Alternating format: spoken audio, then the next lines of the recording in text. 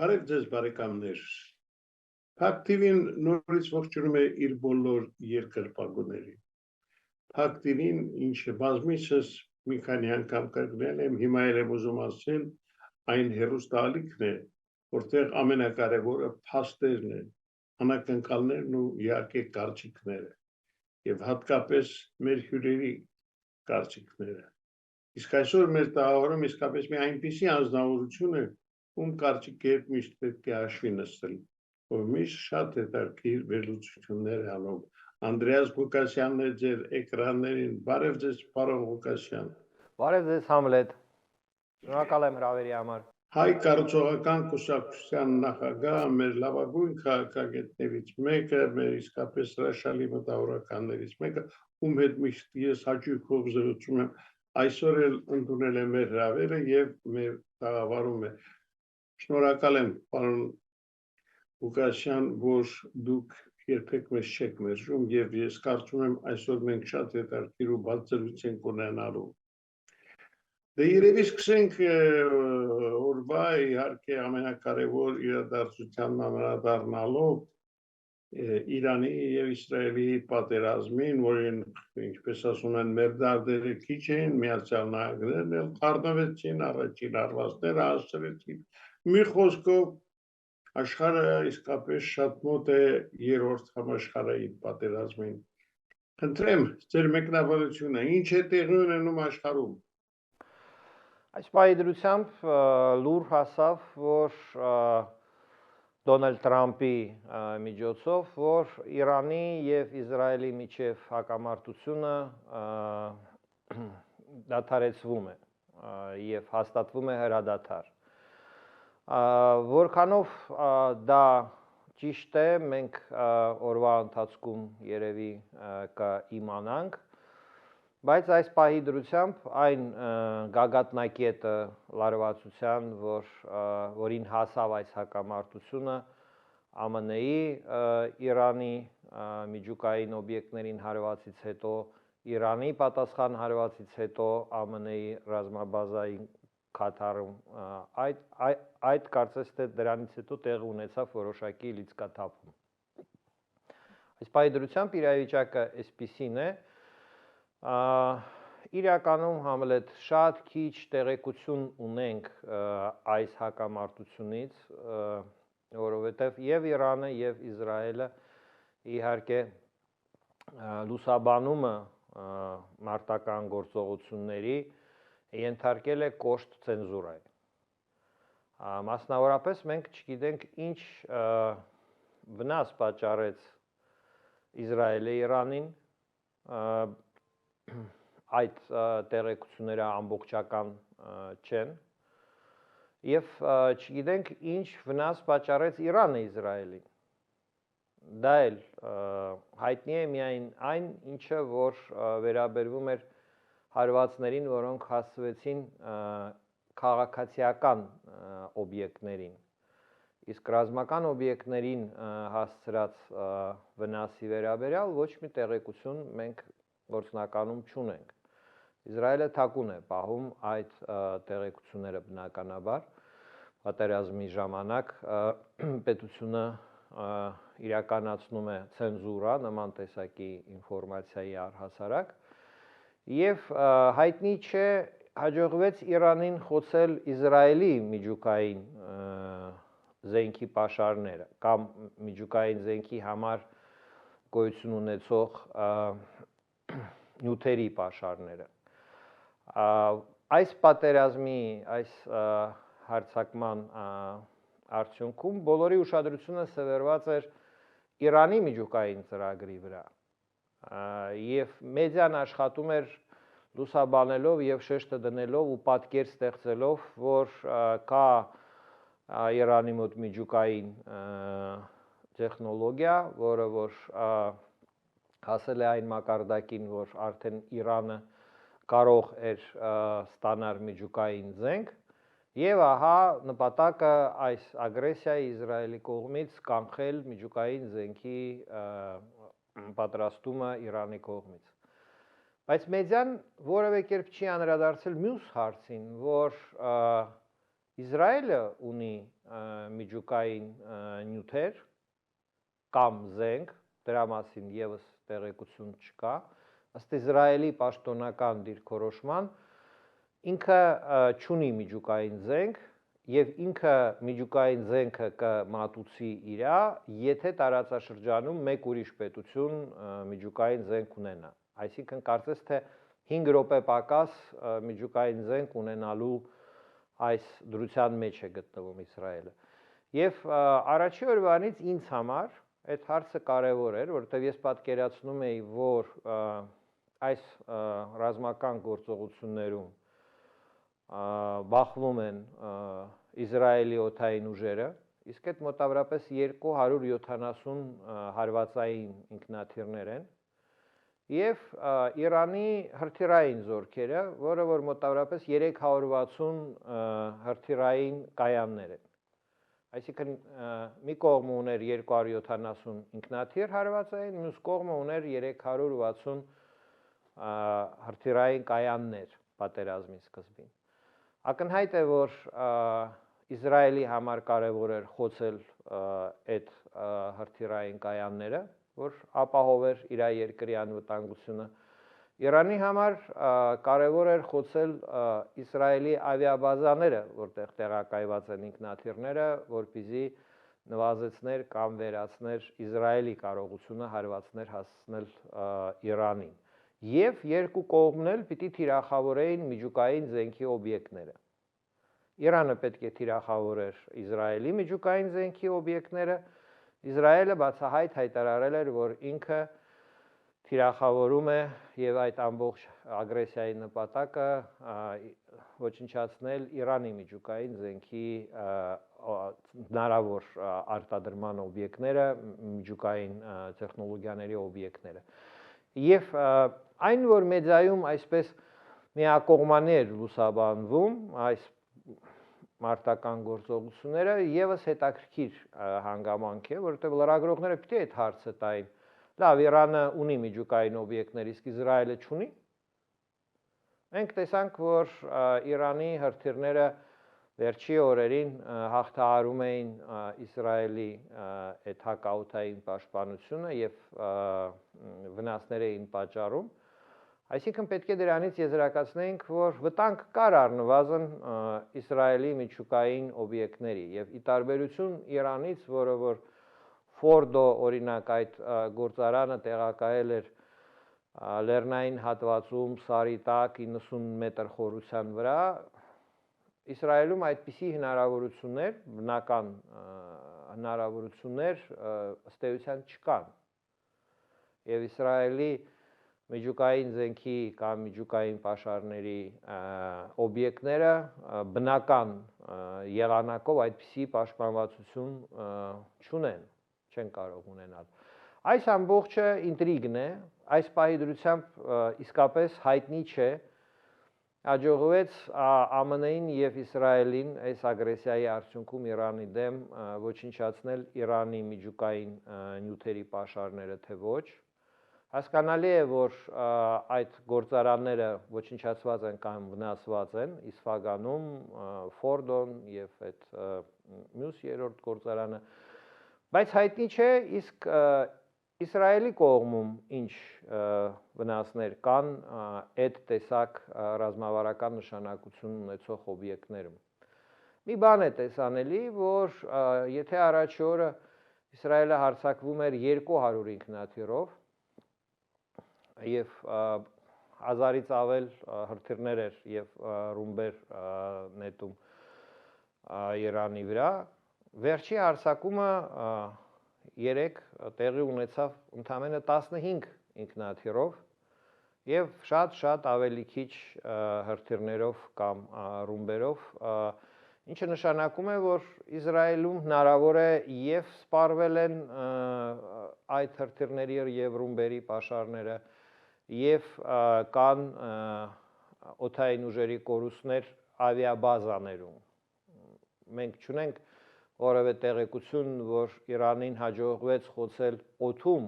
Իրանի ինքնաթիռները, բայց եւ չկա տեղեկություն իսկ գետնի վրա ավիաբազաներում ինչ կորուստներ կրեց Իսրայելը։ Մի խոսքով անհայտ հարցեր այստեղ շատ կան եւ դատել այս հակամարտության մեջ ով ռազմական առումով ավելի հաջող դուրս եկավ դժվար է։ Քաղաքական մասով փորձում են հիմա գնահատականներ տալ, ես անձամբ զերծ կմնամ որևէ գնահատականից այս փուլում, որովհետև պարզ չէ հրադադարը կհաստատվի թե ոչ եւ ինչ պայմաններով է այն հաստատվում։ Դրանից հետո հնարավոր կլինի խոսել ինչով ավարտվեց այս հակամարտությունը։ Հայաստանի համար կարևոր է, որ հակամարտությունը ավարտվեց, եթե իսկապես հրադադարը հաստատվի, որովհետև Իրանը դա Հայաստանի կարևոր ճանապարհն է դեպի արաբական երկրներ, գիտեք, Հայաստանն ունի Դուբայի հետ, Արաբական Էմիրատների հետ տնտեսական որոշակի կապեր, մեծ ասել դժվար է, բայց այնուամենայնիվ Հայաստանի համար նշանակություն ունեցող եւ այս պատերազմը իհարկե լուրջ խոչընդոտ էր այդ տրանսպորտային ճանապարհների համար, Հայաստանը ավելի եւ ավելի կախյալ էր դառնում, միակ ճանապարհն էր մնում Վրաստանով դեպի Ռուսաստան կամ դեպի Եվրոպա, այդ առումով եւ այս հակամարտության արագ ավարտը Հայաստանի օգտին է։ Պարոն Ղուկասյան, դե դուք ասեցիք, որ Հայաստանի համար ինչ կարևոր նշանակություն ունի այս կամ այն զարգացումները, բայց իհարկե տարածաշրջանում մենք տեսնում ենք, որ իրավիճակը այն աստիճանի է լարվում, որ նույնիսկ Տրամփի հայտարարություններից պարզ է, որ թե Միացյալ Նահանգները, թե հատկապես Իսրայելը մտադիր են անպայման փոխել Իրանի քաղաքական իշխանությունը, իշխանափոխություն անել մի խոսքով, դա որքանով նրա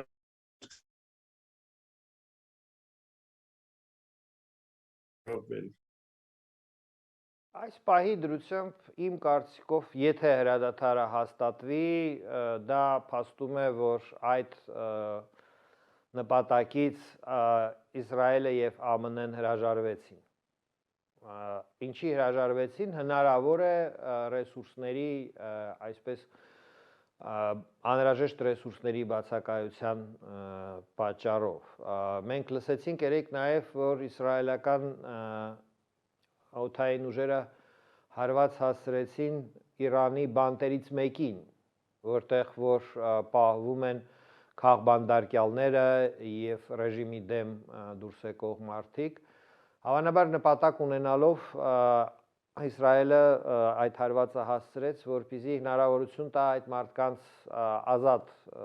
արձակվել, փախուստի դիմել բանտից եւ այլն։ Դա նշանակում է, որ այդ ձեր ասած միտքը դեռ ակտուալ է Իրանում հասնել հեղափոխության, իշխանափոխության,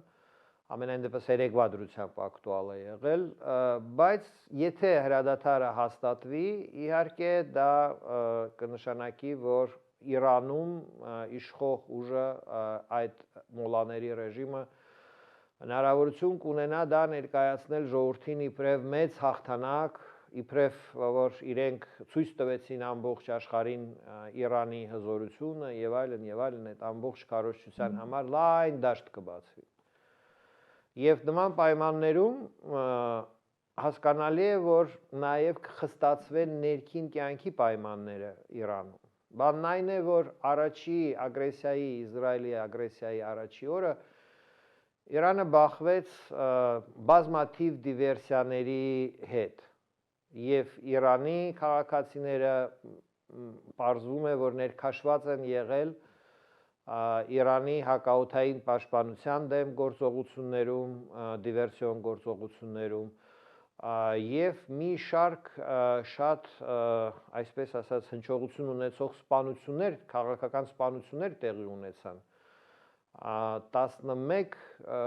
գիտնական սպանվեց այս 12 օրվա ընթացքում, ընդ որում իրենց ընտանիքի անդամների հետ միասին։ եւ սպանվեցին նաեւ բարձրագույն սպաներ Իրանի բանակի եւ հեղափոխության պաշտպանների այդ կորպուսի եւս իրենց ընտանիքի անդամների հետ ոմանք հենց իրենց տներում, բնակարաններում եւ հարվածները հասցվում էին Իրանի տարածքից, հասցվում էին անօթաչու սարքերի միջոցով հենց այդ մարդկանց բնակարաններին, որտեղ իրենք գիշերը իրենց ընտանիքի հետ հանգստանում էին, քնում էին։ Սա չի տեղավորվում պատերազմի գործողությունների, քրեական իմաստով դա պատվիրված սպանություն, հա, այդ տեսակ հանցագործությանն են դասվում, եւ Իրանը բնականաբար առերեսվեց այն երևույթի հետ, որ իր երկրի ներսում գործում է թշնամու մեծ ցանց։ Ակնհայտ է, որ պետության պատասխանը կլինի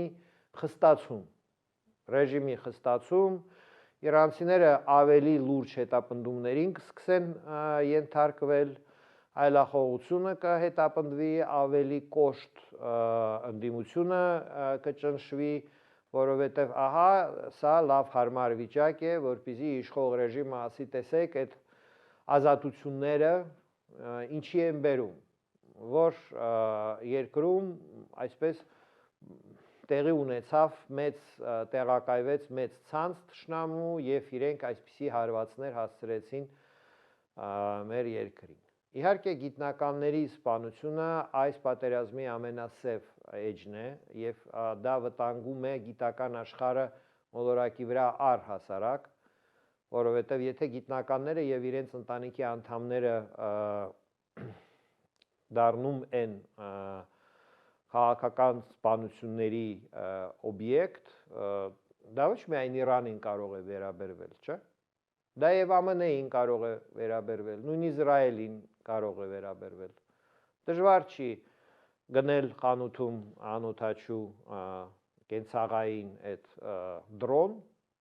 կպցնել նռնակ եւ երեկոյան ուղարկել ինչ որ մեկի տան պատոհանին, որտեղ որ գիտես, որ այդ մարդը բնակվում է, եւ անհնար է ապահովել թե ԱՄՆ-ում, թե Իսրայելում, թե Եվրոպայում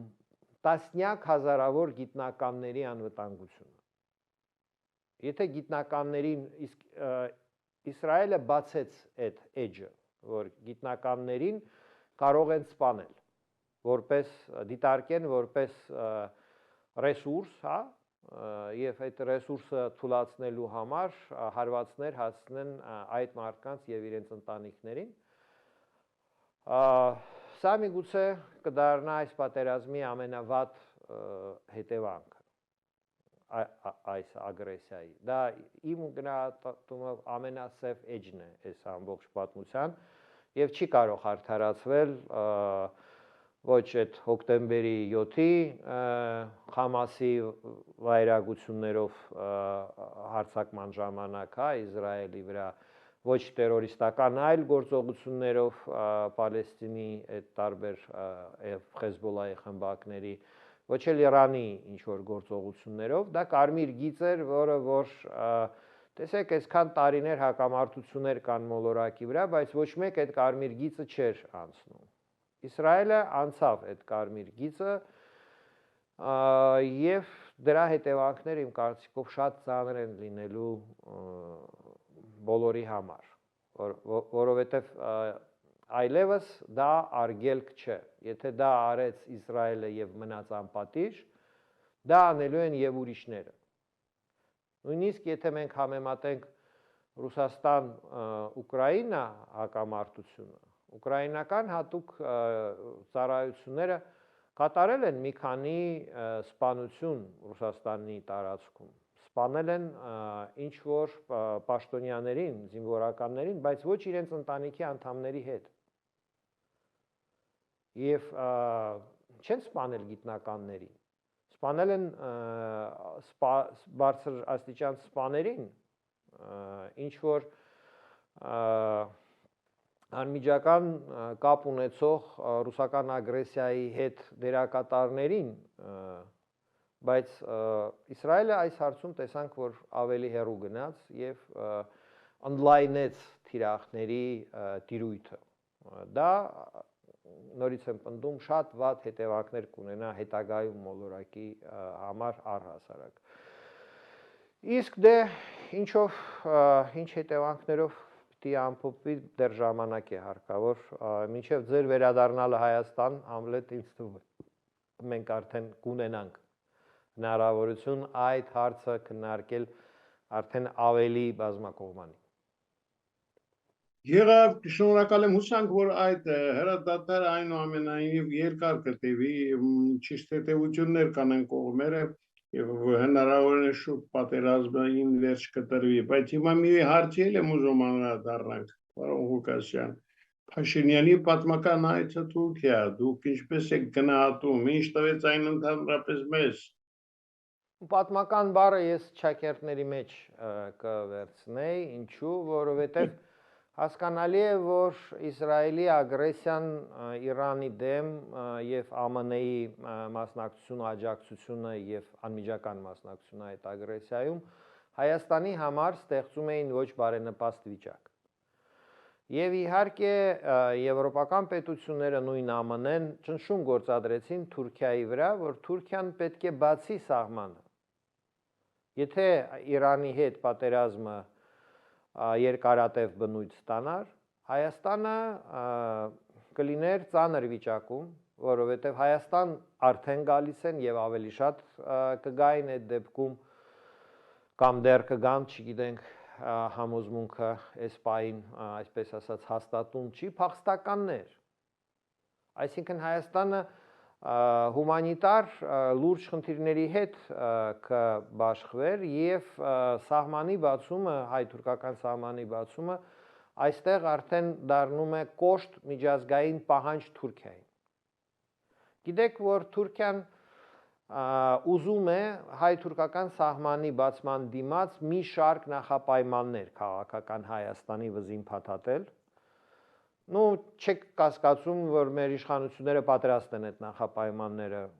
ընդունել, այսօրվա իշխանությունների մասին է խոսքը, բայց այստեղ շարժիչ ուժը հենց միջազգային իմ կարծիքով կոշտ, այսպես ասած, ճնշումներ Թուրքիային, որ Թուրքիան առանց նախապայմանների սահմանը բացի, որպեսզի եւ հումանիտար օգնություն Հայաստան կարողանա հասնել, եւ մի խոսքով Հայաստանը որպես ապաստան Իրանից փախստականների համար կարողանա իր միջազգային դերակատարությունը կատարել։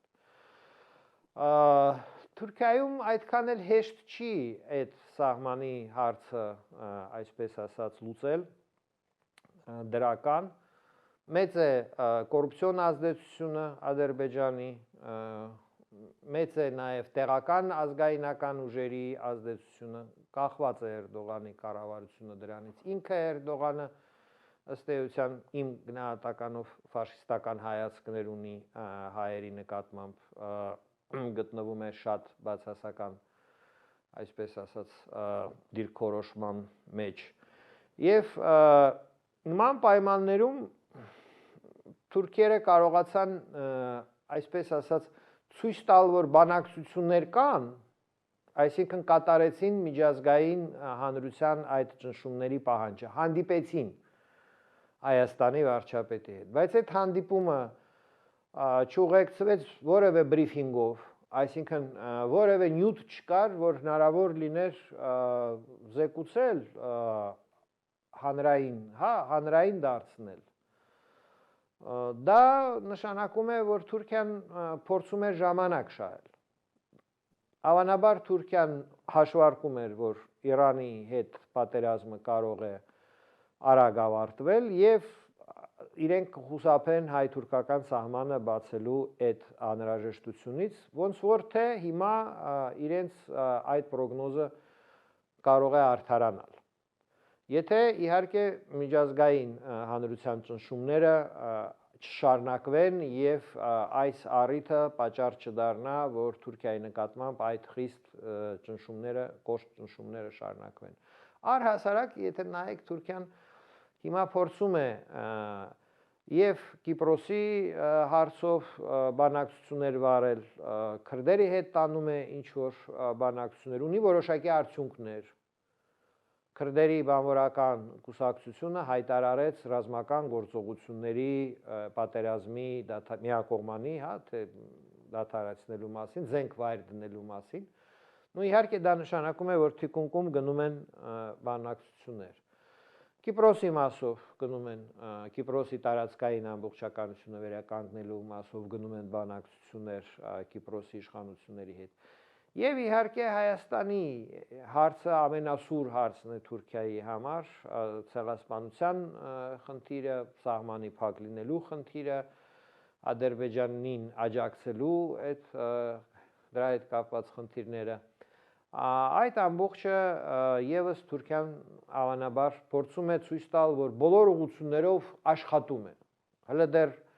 տեսանելի արդյունք չկա, բայց իրենք, այսպես ասած, ցույց են տալիս, որ աշխատանք կատարում են։ Այդ առումով այդ պատմական այց չդարձավ, որովհետև որևէ պրոդուկտ չկարողացան կողմերը մատուցել։ Եվ հավանաբար, եթե նպատակը այն էր, որ պարզապես ցույց տալ եվրոպացիներին, որ աշխատանք կա, դեռ արդյունք չկա, չէր էլ կարա որևէ պատմական բան տեղի ունենար։ Եթե իմիտացիան է եղել խնդիրը, ապա իմիտացիան մատուցեցին, Էրդողանը անձամբ ճամփու դրեց Փաշինյանին մինչև ավտոմեքենա, այսինքն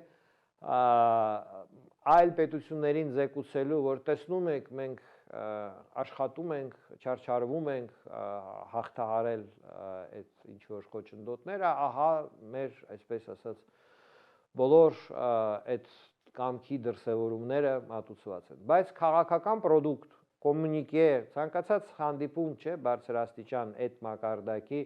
ավարտվում է բրիֆինգով, ասուլիսով, որտեղ որ կողմերը զեկուցում են հանրություններին,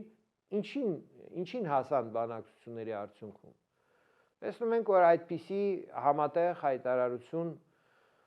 չեղավ։ Ես դա համարում եմ վկայություն, որ այս հանդիպումը պարզապես իմիտացիայի համար էր, այսպես ռուսերեն ասում են գալչկայի համար, որ այդ Թուրքիան ազատվի այդ միջազգային ճնշումներից։ Հայաստանին դա ինչ տվեց, իմ կարծիքով բան չտվեց, իմիջի վրա Փաշինյանի ավելի բացասական կանդրադառնա իմ գնահատականով, որովհետև հարցումները ցույց են տալիս, որ մարդիկ չեն կիսում այդ քաղաքականությունը թուրքամետ եւ մի խոսքով դա չի ուժեղացնում իշխող ուժի դիրքորոշումը եւ ռեյտինգը չի բարձրացնում։ Պարոն Ղուկասյան, իհարկե այս վերջին շրջանի աղմկալից այդպես երևույթներից մեկն էլ հավանաբար տեղյակ եք ադամանդների Ռուսաստանի Դաշնությունում գողացված ադամանդների պատմությունն է, ինչը կապվում է Հայաստանի հետ, տեղյակ եք, ինչ կարող եք ասել։ Գիտեք, Սամվել Կարապետյանի կալանավորումից հետո ես սպասում էի, որ հեսա Ռուսաստանում Նիկոլ Փաշինյանի գործընկերական շրջանակի դեմ ինչ-որ մի քայլեր կարվեն։ Եվ ես դիտարկում եմ այդ լուրը հենց այդ տրամաբանության մեջ, որովհետև այն կապում են Խաչատուր Սուկյասյան եւ Սուկյասյանների ընտանիքի բիզնեսների հետ, որ այդ ադամանդների շահառուն, այսպես ասած, պատվիրատուն Խաչատուր Սուկյասյանի ընտանիքներ, հա, բիզնեսի նկատի կլանը իրենց, հա, այսպես ասենք, դա ես չեմ կարծում, որ պետության պատասխանն է Սամվել Կարապետյանի կալանավորման համար, որտեղ պետության համար դա շատ փոքր պատասխան է։ Պետությունը Ռուսաստանի Դաշնությունը, եթե ուզենար արձագանքեր Սամվել Կարապետյանի կալանավորման նկատմամբ, որպես Ռուսաստանի քաղաքացի եւ այլն,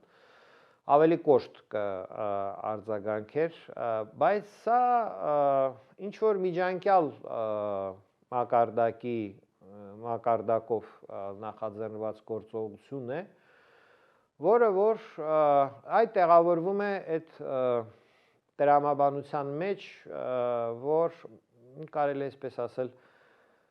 կրիմինալ պատերազմ, հա, շակերտավոր կրիմինալ են իմաստով, որ եթե Հայաստանում օգտագործում են քրեական օրենսդրությունը ռուսական բիզնեսմենների դեմ, ապա եւ Ռուսաստանում նույնպես այդ գործիքը կարող է դրվել Նիկոլ Փաշինյանի մտերիմների, աջակիցների եւ մյուսների նկատմամբ։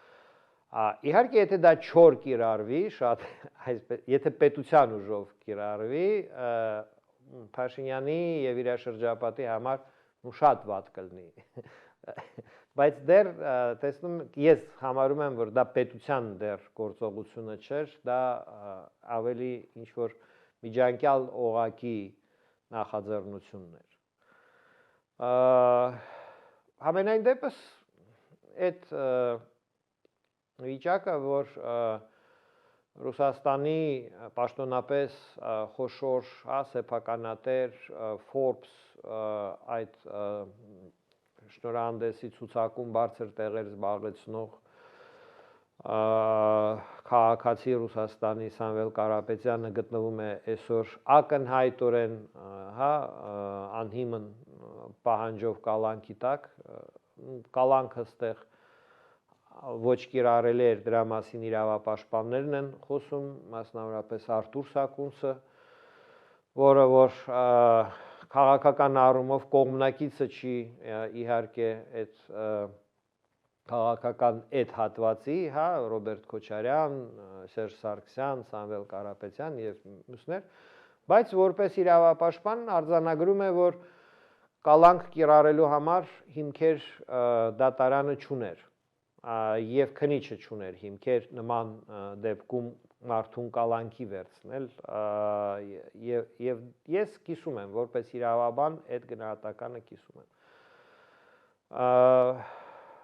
բայց ասել թե ուր կգնա այս process-ը հիմա դա էլ է շատ դժվար այն շարունակություն կստանա Ռուսաստանի եւ Հայաստանի միջև ինչ որ այդ, այսպես ասած, քրեական հետապնդումների փոխանակումով Հայաստանի Հանրապետությունը այդտեղ շահող չի կարա դուրս գալ միանշանակ։ Ավելի շատ կոծելի են Նիկոլ Փաշինյանի գործընկեր, բարեկամ, աջակից բիզնեսմենները, որոնք որ Ռուսաստանի հետ գործեր եւ առնչություններ ունեն, հենց իր անմիջական բարեկամները, կարծեմ, թե կնոջ բարեկամները մենք հետքում կարդացել ենք, որ սիգարետներ են առանց ակցիզների Ռուսաստան ներմուծում եւ այլն, այսինքն Ռուսաստանի Դաշնության, եթե պետական մակարդակով որոշ են պատժել ինչ որ մեկին, հենց անմիջապես Նիկոլ Փաշինյանի ընտանիքի կողքի մարդկանց կարող են բռնել եւ ենթարկել ինչ որ քրեական հետապնդումների, դա ակնհայտ է։ Իսկ եթե մոտեցումը կիրառեն այն ինչը որ կիրառեցին Սամվել Կարապետյանի նկատմամբ, որ իրական հիմքեր էլ հարկավոր չեն, այլ պարզապես կարելի է մի բան մեղսագրել, այդ դեպքում ավելի է, չէ, վտանգը մեծանում։ Ես կարծում եմ, որ դեռ այդպիսի իրավիճակ չի եւ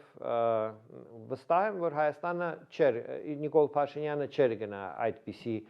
պատերազմի, այդպիսի կոշտ գործողությունների, որտեղ ինքը խաղաքարտեր, ինչպես Դոնալդ Տրամփն է ասում, պարզապես չունի։ Այդ խաղում ինքը բացի պարտությունից ուրիշ ոչ մի բան չի կարող ստանալ։ Շնորհակալ եմ իսկապես պարոն Ղուկասյան ձեզանից, որտեղ ես կարծում եմ շատ հետաքրքիր պատասխաններ մենք ստացանք այսօր,